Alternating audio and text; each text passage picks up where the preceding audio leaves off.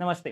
T-E-T exam paper 1 व paper 2 या दोनही विषयांसाठी महत्त्वाच्या असणाऱ्या विषयांपैकी एक महत्त्वाचा विषय म्हणजे गणित आणि या गणिताची संपूर्ण तयारी आपण करून घेण्यासाठी एक सीरीज घेतोय आणि या सीरीजमध्ये आपण टी-ई-टीचे सर्व टॉपिक कव्हर करणार आहोत. त्यासोबतच त्या पेपरमध्ये म्हणजे टी-ई-टी पेपर 1 व पेपर 2 मध्ये जेवढे काही प्रश्न विचारले गेले ते सर्वही प्रश्न आपण त्या टॉपिक वाईज सेशनमध्येच काय करणार आहे, कव्हर करणार आहे. काही प्रश्न तुम्हाला या ठिकाणी प्रॅक्टिससाठी दिले जातील. त्यासोबतच काही शॉर्ट ट्रिक्स असणार आहेत त्या तुम्हाला सांगितल्या जातील. ओके, ठीक आहे. तर अशा या सीरीजचा आजचा आपला टॉपिक आहे काळ, काम, वेग. अतिशय सोपा टॉपिक आणि चांगला टॉपिक बरोबर आणि खूप साऱ्या ठिकाणी तुम्हाला त्याचा आणि खूप साऱ्या एक्झाममध्ये तुम्हाला त्याचा काय होतो उपयोग होतो. ओके, ठीक आहे. तर सुरुवातीला पाहूया आपण. तर हे जे समोर तुम्हाला टॉपिक दिसत हे सर्व टॉपिक जे आहेत ते पेपर 1 व पेपर 2 चे सामायिक टॉपिक आहे. ठीक आहे. आणि त्याच टॉपिकपैकी एक टॉपिक म्हणजे काळ, काम, वेग आहे आपला आजचा. त्यानंतर काही टॉपिक हे फक्त पेपर 1 चे आहेत, काही पेपर 2 चे आहेत. ठीक आहे. त्यानंतर सुरुवातीला आपण प्रश्न पाहणार आहे. प्रश्न तुम्हाला फार डीपमध्ये दिलेले नाहीयेत. पेपर 1 व पेपर 2 साठी दोन्हीसाठी सुद्धा. ठीक आहे. आधी सर्व प्रश्न समजून घ्या. प्रश्न समजून घेऊन झाल्यानंतर आपण एक-एक प्रश्न करून सर्व प्रश्न काय करणार या ठिकाणी सोडवणार. ठीक आहे. 5 स्त्रिया व 5 पुरुष 5 दिवसात ₹20,000 मजुरी मिळवतात आणि 7 स्त्रिया व 3 पुरुष 2 दिवसाची मजुरी 7,200 होते. तर 1 पुरुष व 2 स्त्रियांसाठी एका दिवसाची मजुरी किती होईल? तसं पाहायला गेलं तर हा 2 चलातील बेसिस समीकरण या टॉपिक म्हणजे या पॅटर्नचा टॉपिक आहे. तर आपण या टॉपिकमध्ये त्याला ॲड केले कारण दिवस, पुरुष, स्त्रिया, मजुरी या पॅटर्नमुळे. ठीक आहे. तर त्याच्यानंतर पुढचा प्रश्न आहे पहा. एका व्यक्तीने एका पुस्तकाचे रोज समान पानांचे वाचन केल्यास त्याला पूर्ण पुस्तक वाचायला 30 दिवस लागतात. ओके. बी या व्यक्तीने 30 पुस्तक वाचताना ए पेक्षा रोज ए पेक्षा 5 पानांचं जास्त वाचन करतो, तर त्याला पूर्ण पुस्तक वाचायला 20 दिवस लागतात. जर सी हा व्यक्ती ए पेक्षा रोज 5 पाने कमी वाचत असेल, तर त्याला ते पुस्तक वाचायला किती दिवस लागतील? ओके. पॅटर्न लक्षात आला असेल तुमच्या. त्यानंतर सायलीला फेब्रुवारी 2014 ची मजुरी ₹18,200 मिळाली, तर तिला आणखी ₹14,950 मिळवण्यासाठी किती दिवस काम करावे लागेल? त्यानंतर जर त्याच्या पुढचा प्रश्न पाहिला तर एक काम काही मजूर काही दिवसात पूर्ण करतात. जर मजुरांची संख्या 2-3 पट केली, तर तेच काम पूर्ण करण्यास दिवसांची संख्या पूर्वीच्या संख्येच्या किती पट येईल? ठीक आहे. जर पहा एक काम काही मजूर काही दिवसात पूर्ण करतात, तोच प्रश्न नाहीये. जर मजुरांची संख्या 4-5 पट केली, तर तेच काम पूर्ण करण्यास दिवसांची संख्या पूर्वीच्या संख्येच्या किती पट येईल? Same pattern, same question.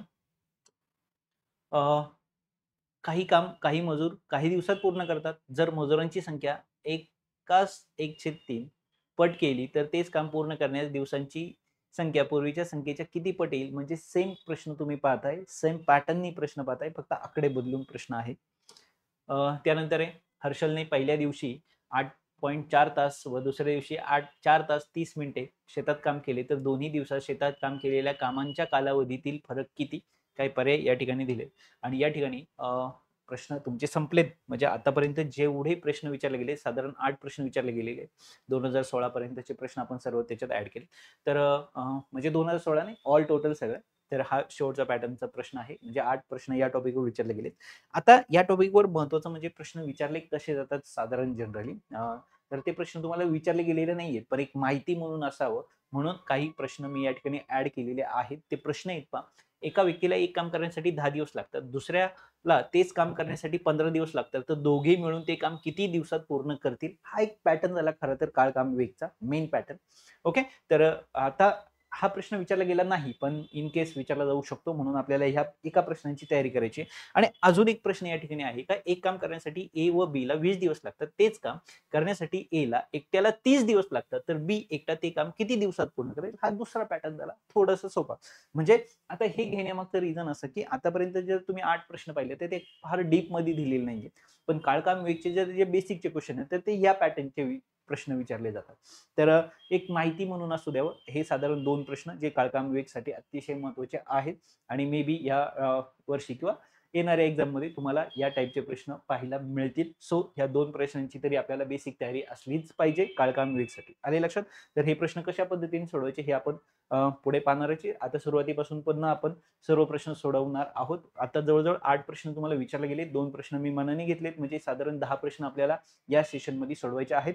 सुरुवातीला हे अशा पद्धतीने घेण्यामागचं रिझन एकच आहे, की काय होतं, सुरुवातीला प्रश्नांचा अंदाज येतो. बऱ्याच वेळा असं होतं, की आपण काय करतो, पहिला प्रश्न लगेच सॉल्व्हिंग, दुसरा सॉल्व्हिंग, तिसरा सॉल्व्हिंग किंवा आधी सर्व कन्सेप्ट पाहणं आणि नंतर प्रश्न पाहणं. तुम्ही जर माझं कोणतंही लेक्चर, कोणत्याही एक्झामचं, मग ते एस-एस-सी असेल, एस-एस-सी सी-जी-एल असेल किंवा पोलीस भरती असेल किंवा एम-पी-सी असेल किंवा ग्रुप बी असेल किंवा ग्रुप डी, ग्रुप सी, सरळ सेवा, ऑल टोटल कोणत्याही एक्झामचं जरी तुम्ही माझं कोणतंही लेक्चर उचलून पाहिलं, तरी तुम्हाला हाच पॅटर्न दिसेल का आधी सुरुवातीला मोस्ट ऑफ 90% मी प्रश्न वाचून दाखवतो.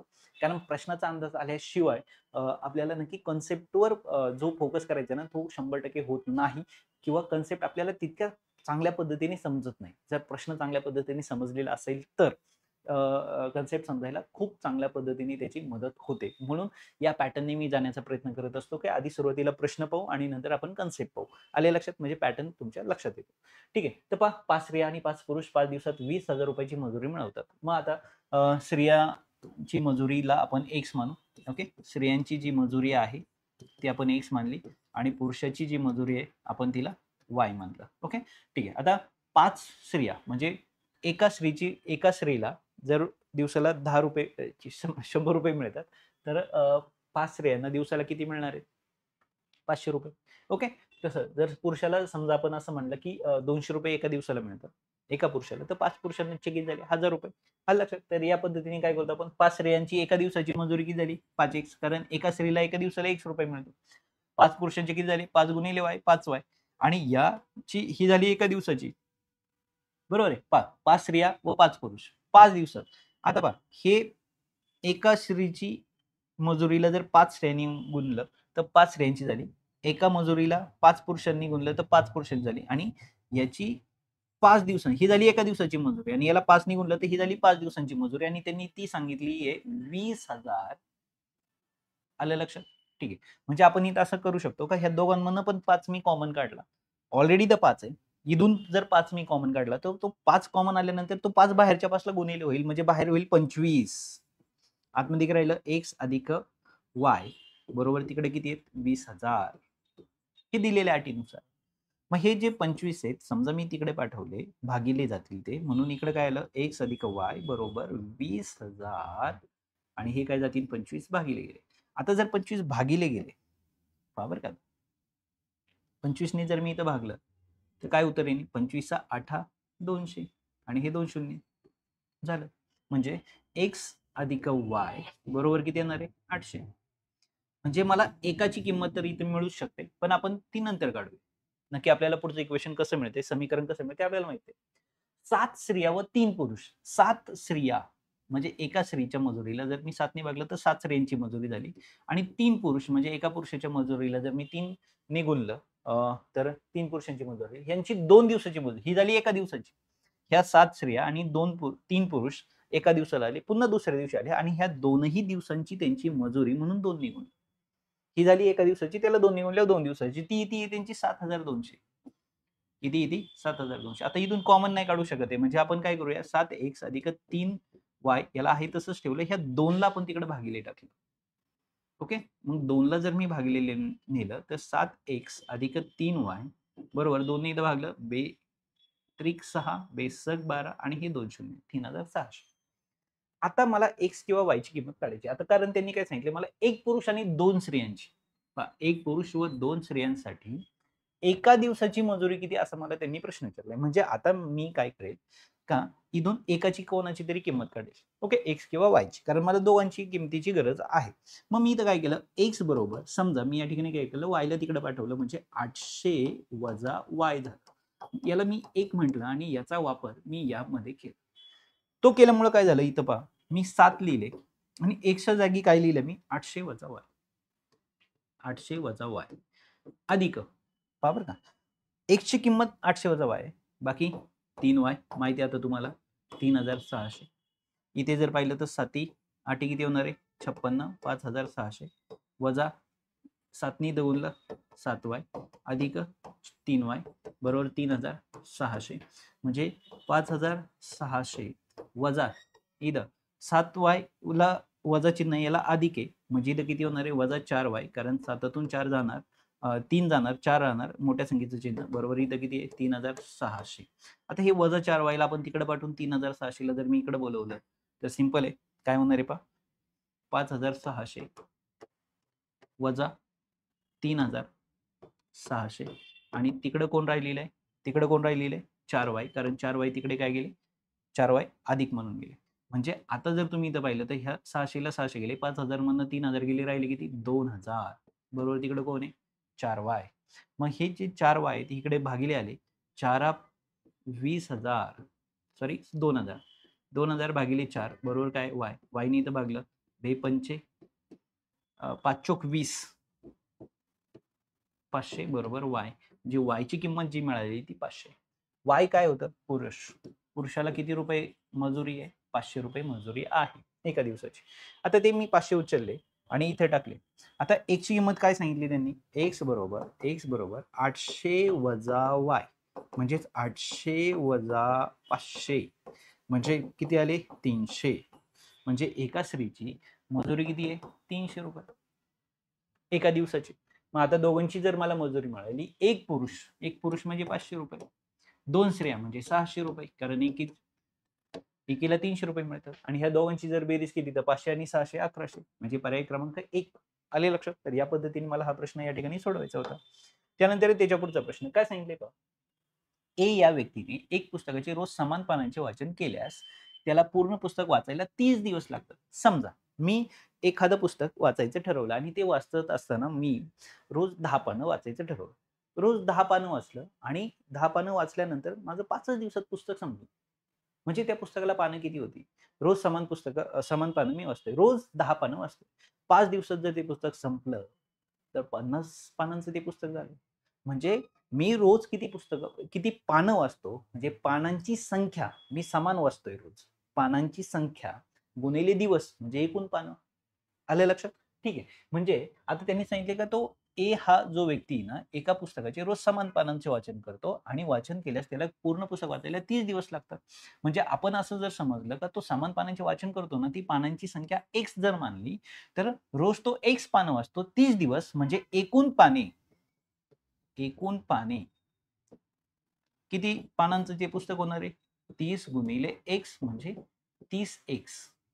किती आले 30x. म्हणजे पूर्ण पुस्तक जे आहे ते किती पानांचं आहे 30x पानांचं आहे. आलं लक्षात. ठीक आहे. बी हा व्यक्ती तेच पुस्तक वाचताना रोज ए पेक्षा 5 पाने जास्त वाचन करतो तर त्याला ते पूर्ण पुस्तक वाचायला 20 दिवस लागतात. तेच पुस्तक आहे.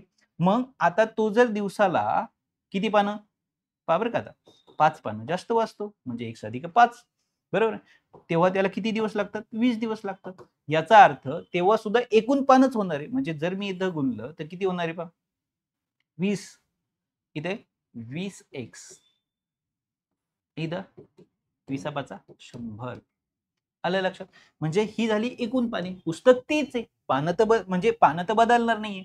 म्हणजे ही पहिल्यानी वाचताना मिळालेली एकूण पाने, ही दुसऱ्यानी वाचताना एकूण मिळालेली पाने, ही दोन्ही पाने समानच असणार आहे. म्हणजे कारण इथे पण काय एकूण पाने आणि एकूण पाने तर बदलूच शकत नाही कारण पुस्तक तर तेच आहे. म्हणजे याचा अर्थ काय झाला 30x ची जेवढी किंमत असणार आहे तेवढीच 20x अधिक किती असणार आहे 100 ची असणार आहे. मग सिंपल आहे, हे 20x जर मी इकडे पाठवले तेव्हाच म्हणून येणार आहे. म्हणजे 30x मधून जर 20x गेले तर तिकडे काय राहिले 100. म्हणजे इथे किती राहिले 10x बरोबर किती आले 100. 10 भागिले गेले म्हणून x बरोबर किती आले 10. म्हणजे पहिला जो आहे ए दिवसाला किती पानं वाचतो 10 पानं वाचतो. म्हणजेच याचा अर्थ बी दिवसाला किती पानं वाचतो 15 पानं वाचतो. आलं लक्षात. म्हणजे ए जी पानं वाचतो ती 10, बी जी पानं वाचतो ती 15. ओके ठीक आहे. याचा अर्थ पूर्ण एकूण पानं किती आहेत, एकूण पाने बरोबर 30 गुणिले 10 म्हणजे किती आले 300 पानांचं पुस्तक आहे. म्हणजे एकूण जे पुस्तक आहे ते 300 पानांचं आहे. ठीक आहे. आता जर सी हा व्यक्ती ए पेक्षा रोज 5 पाने कमी वाचतो, ए दिवसाला जर 10 पानं वाचतोय तर सी हा आता किती पानं वाचणार आहे 5. किती पानं वाचणार आहे तो 5 पानं वाचणार आहे. आलं लक्षात. 5 पानं. मग 300 पानांचं पुस्तक कंप्लीट करायला 300 पानांचं पुस्तक कंप्लीट करायला रोज मी 5 ने वाचलं तर मला किती दिवस लागतील 5 + 30 म्हणजे किती आले 60. म्हणजे एकूण सी ला किती दिवस लागणार आहे 60 दिवस लागणार आहेत. पर्याय क्रमांक 3. आलं लक्षात. सिंपल प्रश्न होता. ठीक आहे. त्यानंतर त्याच्या पुढचा प्रश्न काय सांगितलंय बा, सायलीला फेब्रुवारी 2014 ची मजुरी, फेब्रुवारी 2014 म्हणजे हे लीप वर्ष आहे, म्हणजे 28च दिवस आहे. सॉरी, लीप वर्ष नाहीये, कारण 2012 हे लीप वर्ष आहे. 2014 हे लीप वर्ष नाहीये, म्हणजे फेब्रुवारीमध्ये किती दिवस येणार आहेत? 28. मजुरी 8,200 रुपये मिळाली. म्हणजे तिची एका दिवसाची मजुरी तुम्हाला माहिती आहे का? नाही. मग जर तिला फेब्रुवारीमध्ये 28 दिवसांची मजुरी पगार नाही येतो, मजुरी हे लक्षात ठेवा. कारण मजुरी ही दिवसाव काउंट केली जाते. आणि ती 18,200 रुपये जर आली आहे, 18,200 ही जर तिची 28 दिवसांची मजुरी, तर एका दिवसाची किती? म्हणजे पूर्ण मजुरीला आपण 28 नी भागलं. ओके. म्हणजेच आपल्याला एका दिवसाची मजुरी मिळणार आहे तिची. आता पहा जरा. पहा किती होतील? 14 नी 14 नी इथे भाग जातोय. चला 2 ने देऊ. बे का बे, बे चोक 8, बे 9 18. ओके. पुन्हा बे का बे आणि हे 2 शून्य. ठीक आहे. आता 7 नी 7 दुने 14. इथं जर पाहिलं तर 7 1 7, उरले 2, 7 त्रिक 21. ओके. आणि हे 2 शून्य. त्यानंतर 2 ने इथं भाग दिला. बेसक 12, एक उरला बे 5 10, 650. म्हणजे आता सायलीची जी मजुरी आहे ती किती आहे? 650 रुपये. एका दिवसाची मजुरी 650 रुपये आहे. तिला आणखी 14,950 रुपये मिळवायचे असतील तर किती दिवस काम करावे लागेल? आलं लक्षात? म्हणजे तिला अजून पगार किती पाहिजे? म्हणजे 650 रुपयाला कोणत्या नंबरनी गुणल्यानंतर मला अजून 14,950 रुपये मिळतील. आलं लक्षात? म्हणजे कारण एवढी मजुरी आहे. तिला अजून एवढ्या पैशाची गरज आहे. म्हणजे तिला अजून किती दिवस काम करावे लागेल? म्हणजे 650 रुपयाला किती दिवसांनी गुणल्यावर तिला एवढा पगार होणार आहे? म्हणजे आपल्याला कळेल अजून तिला काम किती दिवस करायचंय. म्हणजे x बरोबर 14,950 भागिले किती येणार इथं? 650. म्हणजे इथं ह्या शून्याला हा शून्य गेला. मग कितीने भाग जाऊ शकतो? 13 नी पहा. 13 5 65. ओके. 13 नी देण्यामागचं कारण इथं 65 आहे. 13 नी भाग जाणारच आहे. कारण दिवस हे कधी 2.5, 3.5 असे येत नाही आणि इथं पर्याय जर तुम्ही पाहिले तर 19, 18, 20 असे म्हणजे 13 नी भाग 100% जाणारच आहे. खरं तर 65 नी जाणार आहे. पण 65 पार्ट आपल्याकडे नाहीये. मग 13 नी जर मी भाग दिला 13 5 65 इथं जर पाहिलं 13 1 13 उरला 1 पुन्हा 13 सॉरी 13 1 13 ओके. उरले 6 13 5 65. इथं किती आहेत? 115 आणि खाली 5. 5 दुने 10. 1 उरला. 5 त्रिक 15. म्हणजे x बरोबर 23. म्हणजे सायलीला अजून किती दिवस काम करावं लागणार आहे? 23 दिवस काम करावं लागणार. आले लक्षात? तर या पद्धतीने तुम्हाला हा प्रश्न सोडवायचा होता. त्यानंतर त्याच्या पुढचा प्रश्न. आता जर तुम्ही पाहिलं तर एक काम प्रश्न पहा. असे सेम 3 प्रश्न तुम्हाला पाहायला मिळतील. आपण मगाशीच पाहिले. तर असे सेम पॅटर्ननी 3 प्रश्न विचारलेले. याची एकदम शॉर्ट ट्रिक्स आहे. एकदम एका सेकंदात तुम्हाला याचं उत्तर मिळणार आहे. पण आधी आपण कन्सेप्ट क्लिअर करू आणि मग त्याची ट्रिक काय हे तुमच्या लक्षात येईल. तर पहा एक काम करण्यासाठी काही मजुरांना एक काम करण्यासाठी काही मजूर काही दिवस सॉरी एक काम काही मजूर काही दिवसात पूर्ण करतात. जर मजुरांची संख्या 2 3 पट केली तर तेच काम पूर्ण करण्यास दिवसांची संख्या पूर्वीच्या संख्येच्या किती पट येईल? आता एक लक्षात ठेवा. एखादं काम करण्यासाठी काही मजुरांची संख्या आहे. म्हणजे आपल्याला त्याच्यात लक्षात आलं पाहिजे का चलन नक्की कोणते? समचलन आहे का व्यस्त चलन आहे? समचलन म्हणजे डायरेक्ट प्रपोर्शन आणि इनव्हर्स प्रपोर्शन म्हणजे व्यस्त चलन. जर समचलन असेल तर पहा जेव्हा काम म्हणजे काय म्हणतो आपण त्याला 1 किलो साखर आहे. मी कन्सेप्ट क्लिअर करतोय. तर यामुळे थोडासा वेळ तुमचा जास्त जाईल, नक्की जाईल. पण प्रश्न नीट समजून घ्या. जेव्हा तुम्ही दुकानात जाता 1 किलो साखर घेता, त्याची ₹20 किंमत जर असेल, 2 किलो साखर ₹40, 3 किलो साखर ₹60. म्हणजे याचा अर्थ तुम्ही जर किंमत इकडे वाढवली तर इकडे पण वाढते. याचा अर्थ समचलन आणि समचलनामध्ये गुणोत्तर समान असतं. समचलनात काय असतं? गुणोत्तर समान. म्हणजे 1 किलो साखर ₹20, 2 किलो 40. जर तुम्ही इथं पाहिलं तर यांचं गुणोत्तर पण एकाच 20च येणार. 3 किलो साखर ₹60 म्हणजे जर तुम्ही आता पाहिलं तर एकाच 20च येणार. लक्षात आलं? म्हणजे गुणोत्तर 1/20, 1/20, 1/20, 1/20च राहणार म्हणजे गुणोत्तर समान असतं. पण एक काम करण्यासाठी 10 मजुरांना 100 दिवस लागतात. 10 मजूर घेतले तर 100 दिवस काम चालतं. 20 मजूर घेतले तर दिवसांची संख्या काय होईल? कमी होईल. आणि मी 100 मजूर घेतले तर दिवसांची संख्या अजून कमी होईल. याला म्हणायचं व्यस्त चलन. म्हणजे एक वाढवलं का दुसरं कमी होतं. एखादं शेत नांगरण्यासाठी एखाद्या शेतकऱ्याला ते शेत नांगरण्यासाठी 10 दिवस लागतात एक ट्रॅक्टर घेऊन. पण 2 ट्रॅक्टर घेतले तर दिवसांची संख्या काय होणार आहे? कमी होणार. 3 ट्रॅक्टर घेतले दिवसांची संख्या अजून कमी होणार आहे. म्हणजे जर ट्रॅक्टरची संख्या वाढवली तर दिवस कमी होतात. ओके, ट्रॅक्टरची संख्या कमी केली ते दिवस वाढतात, यालाच काय म्हणायचं व्यस्त चलन. इथं गुणाकार समान असतो. इथे काय समान असतो? गुणाकार. मग आता इथे जर पाहिलं तर मजुरांची संख्या आणि कामाचे दिवस यांच्यामध्ये कोणतं आहे? व्यस्त चलन आहे. जर मजुरांची संख्या कमी जास्त केली तर त्याचा फरक कशावर पडणार आहे? दिवसावर पडणार आहे. मग व्यस्त चलनामध्ये काय समान असतो? गुणाकार समान असतो. काय समान असतो? गुणाकार समान असतो. म्हणजे नीट लक्षात ठेवा. आता समजा आपण असं समजू की एक काम काही मजूर म्हणजे किती मजूर? समजा एक्स मजूर काही दिवसात म्हणजे वाय दिवसात काम कंप्लीट करतात. याचा अर्थ पहा इथं गुणाकार काय झाला? एक्स गुणिले वाय. आलं लक्षात? पहा नीट. गुणाकार काय असतो? समान असतो. काही मजूर म्हणजे एक्स मजूर काही दिवसात म्हणजे वाय दिवसात कंप्लीट करतात. मी ट्रिक नंतर सांगणार. एका सेकंदाची ट्रिक आहे, पण कन्सेप्ट समजून घ्या. कारण प्रत्येक वेळेस असाच प्रश्न विचारला जाईल याची गॅरंटी नाही. मग आता इथं पहा एक्स मजूर वाय दिवस. जर मजुरांची संख्या 2 पट केली म्हणजे तुमच्या ज्या मजुरांची संख्या आहे ना याला 2/3 पट केली म्हणजे गुणलं. दुप्पट करता म्हणजे 2 गुणता, तिप्पट करता म्हणजे 3 गुणता, 2/3 पट करता म्हणजे त्या 2/3 गुणायचं. तेव्हा नक्की किती दिवस लागतील? आपण त्या दिवसांच्या संख्येला यम म्हटलं. काय म्हटलं? यम. कारण आपल्याला हे माहित नाही. ओके, ठीक आहे. मग आता इथे सुद्धा काय होणार आहे? 2/3 एक्स गुणिले काय? यम. आणि इथं एक्स गुणिले वाय. आता इथे आणि हे दोघांचा गुणाकार काय? समान असतो. म्हणजे याचा अर्थ हे एकमेकाला काय असणार आहे? समान असणार आहे. एक समोरासमोर ठेवून पहा. कारण यांचा जो गुणाकार येणार आहे तोच यांचा गुणाकार येणार आहे. कारण काम तेच आहे. काम बदललेलं नाही. आणि म्हणून एक्स वाय बरोबर 2/3 एक्स गुणिले यम. आणि मला यम ची व्हॅल्यू पाहिजे. मला जर यम पाहिजे नसेल तर इकडे मी काय करणार आहे पहा. एक्स वाय हा जो 3 आहे हा गुणिले आला, हा 2 भागिले गेला आणि एक्स सुद्धा काय आला? भागिलेच आला. म्हणजे मी तो 2 सोबत घेतो. बरोबर, तिकडे कोण राहिला? यम. कारण मला यम ची किंमत पाहिजे. यम जर मला पाहिजे आणि हे गुणिले म्हणजे ऑब्विसली हा 3 गुणिले येणार आणि 2x हा भागिले जाणार. म्हणजे इथं काय होणार आहे? x ला x गेला म्हणजे 3/2y बरोबर यम. y काय होते? आधीचे मजूर होते. इथं काय होते? सॉरी दिवस आणि हे काय मजूर. मग y काय? आधीचे दिवस. जर मजुरांची संख्या 2/3 पट झाली तर दिवसांची संख्या काय होती पहा. यम ची किंमत काय आली? आधीच्या दिवसांच्या 3/2 पट होते. म्हणजे काय झालं? 3/2 पट. आधीच्या दिवसांच्या 3/2 पट म्हणजे दोन्ही जर मी 3 ला भागलं तर 3/2 पट इथं आहे का? नाही. 3/4 नाही. सव्वा नाही. म्हणजे राहिलं काय? दीड पट. का? कारण दोन्ही 3 ला भागलं तर 1.5 उत्तर येतं म्हणजे दीड पट. ओके, आधीच्या दिवसांच्या दीड पट झालं. आलंय लक्षात? समजलंय? ठीक आहे, डन. मग आता इथं ट्रिक काय? ट्रिक काही नाहीये, सिंपल आहे. फक्त हा जो नंबर दिलाय ना याला उलटं करायचं आणि भागायचं. संपला विषय.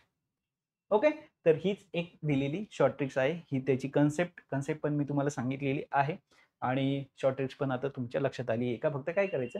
मजुरांची संख्या किती पट केली ना त्याच्या फक्त व्यस्त करायचं. आलं लक्षात? तेवढे दिवस तुमची संख्या होते. म्हणजे आता या ठिकाणी जर तुम्हाला सांगितलं का एक काम काही मजूर काही दिवसात पूर्ण करतात. जर मजुरांची संख्या 4/5 पट केली तर तेच काम पूर्ण करण्यासाठी दिवसांची संख्या पूर्वीच्या संख्येच्या किती पट होईल? तर या प्रश्नामध्ये फक्त 4/5 तुम्हाला दिलेला आहे. तुमच्या उत्तरात तुम्हाला 5/4 करायचंय. 5/4 इथं कुठं दिसतंय? नाही. 4/5 आहे. ओके, नाही. मग आता एकतर दीड किंवा सव्वा आपण इथं भाग देऊन पाहू. काय होणार आहे? 5 एके 5. ओके, एक उरला. पॉइंट भाग जात नाही. 5 दुने 10, 2 उरले आणि सॉरी 4 दुने 8, 2 उरले. 4 पंचे 20 म्हणजे 1.25 म्हणजे किती आले? सव्वा पट. पर्याय क्रमांक 4. आले लक्षात? तर या पद्धतीने तुम्हाला हा प्रश्न सोडवायचा. त्यानंतर त्याच्या पुढचा प्रश्न जर पाहिला तर एक काम करण्यासाठी एक काम काही मजूर काही दिवस काही मजूर काही दिवस जर आलं तर सिंपल आहे. मजुरांची संख्या एक सॉरी इथे जर पाहिलं तर काय पूर्णांक युक्त अपूर्णांक 1/3 याचा अर्थ 3 एके 3 3 आणि 1 4/3 म्हणजे आपल्याला उलटं करायचं 3/4 म्हणजे आता आपल्याला भाग द्यायचा आहे. भाग देताना आपण काय करणार इथं 3/4 पुढे आहे का बघूया आपण. नाही, इथं शेवटी बेस 3 आहे याचा विषय गेला. बेस 5 आहे याचा पण विषय गेला. आणि सव्वा जाऊ शकत नाही कारण 4 नी भागत जात नाही कारण सव्वा म्हणजे 1 पॉइंट म्हणजे हा पण पर्याय गेला. पर्याय पाऊल आणि तेच उत्तर येते. भाग देऊन पण पाहूया आपण. पहिल्यांदा भाग कशाचा गेला? शून्याचा. पॉईंट. आता इथं किती झाले 30 झाले. 4 7 28 2 उरले 4 5 20 तर पाऊण 0 पॉईंट. आले लक्षात. तर या पद्धतीने तुम्हाला फक्त काय करायचंय, ती जी संख्या दिली त्याला उलटं करायचं, दॅट्स इट. तर या पद्धतीने तुम्हाला हा प्रश्न सोडवायचा आहे. आणि त्यानंतर शेवटचा प्रश्न पहा. आतापर्यंत विचारल्या गेलेल्या प्रश्नांमधला शेवटचा प्रश्न. हर्षलने पहिल्या दिवशी 8.4 तास, याचा अर्थ होतो 8 तास 40 मिनिटं. आलं लक्षात. दुसऱ्या दिवशी 4 तास किती 30 मिनिट. ओके, मिनिटे शेतात काम केले तर दोन्ही दिवसात शेतात केलेल्या कामांचा कालावधीतील फरक म्हणजे काय विचारली तुम्हाला, वजाबाकी. तर ती किती असणार आहे. म्हणजे जर मी ह्या दोघांची वजाबाकी केली, काय सांगतोय मी तुम्हाला, या ठिकाणी जर तुम्ही ह्या दोघांची काय केली, वजाबाकी केली, तर इथं किती आले 4 तास आणि 40 मधून 3 गेल्यावर 10 मिनिटं. म्हणजे ऑब्विसली 4 तास 10 मिनिटं. ओके, म्हणजेच फरक किती आहे, 4 तास 10 मिनिटं. पर्याय 1 बरोबर आहे. 4 9 हा ऑप्शन नाहीये. 3 9 सॉरी 250 मिनिटं. म्हणजे 6 चोक 24. जर मी याला 6 ने गुणलं तर 6 चोक, कारण एका तासामध्ये 60 मिनिटं असतात. ओके, म्हणजे इथे किती येणार आहे, 6 चोक 24 240 आणि 10 250. म्हणजे क पण ऑप्शन बरोबर आहे. 234 हा नाहीये. म्हणजे फक्त ड तर नाहीये, फक्त अ किंवा क म्हणजे पर्याय क्रमांक 3. आले लक्षात. तर या पद्धतीने तुम्हाला हा सिंपलचा क्वेश्चन सोडवायचा होता या ठिकाणी.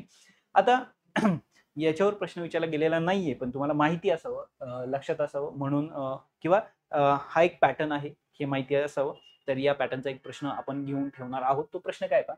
एका व्यक्तीला एक काम करण्यासाठी 10 दिवस लागतात, दुसऱ्या व्यक्तीला तेच काम करण्यासाठी 15 दिवस लागतात, पण दोघे मिळून जर ते काम करायला सुरुवात केली तर ते काम किती दिवसात कंप्लीट करतील, असा जर प्रश्न आला तर सिंपल काय करायचंय, एचं काम गुणिले बीचं काम भागिले एचं काम अधिक बीचं काम, हे त्याचं सूत्र आहे. तर म्हणजे काय, पहिल्याला 10 दिवस गुणिले दुसऱ्याला 15 दिवस भागिले त्या दोघांची बेरीज 10 अधिक 15. म्हणजे या ठिकाणी किती आले, इथे 15 आहेत, म्हणजे इथे किती आले 150 भागिले 25, म्हणजे 25 सक 150. किती दिवस लागणार आहेत, 6 दिवस. आले लक्षात. तर ते काम किती दिवसात कंप्लीट करणार आहेत, 6 दिवस. म्हणजे लक्षात ठेवा, एचं काम दिलं, बीचं काम दिलं आणि सांगितलं दोघे मिळून किती दिवसात काम करतील, तर ए गुणिले बी भागिले ए अधिक बी, हे सूत्र लक्षात ठेवा. ठीक आहे, असाही प्रश्न विचारला जाऊ शकतो. आता त्याच्या पुढचा प्रश्न काय, एक काम करण्यासाठी ए व बी ला आता दोघांनी मिळून सांगितले, आधी सांगितले की दोघांनी मिळून 20 दिवस लागतात. तर तेच काम करण्यासाठी ए ला जर 30 दिवस, तर बी एकटा ते काम किती दिवसात पूर्ण करेल. सिंपल आहे. जर ए व बी ला 20 दिवस लागतात, एकट्या ए ला 30 म्हणजे गुणिले 30 करायचं आणि भागिले ह्या दोघांची फक्त काय करायची, वजाबाकी करायची. आलं उत्तर लक्षात. म्हणजे या ठिकाणी 2 0 3 2 6. ओके, यांची वजाबाकी 10 इथं गेला म्हणजे 60 दिवस. म्हणजे बी ला एकट्याला ते दिवस काम करण्यासाठी किती दिवस लागणार आहेत, 60 दिवस लागणार आहे. आले लक्षात. तर ठीक आहे, पहा समजून घ्या नीट. या ठिकाणी आपण काय केलं, दिलेल्या दोनही संख्येचा 20 दिले होते, एकट्याला 30 दिले होते, तर दुसऱ्याचे एकट्याचे दिवस काढायचे होते. एकट्याचे दिवस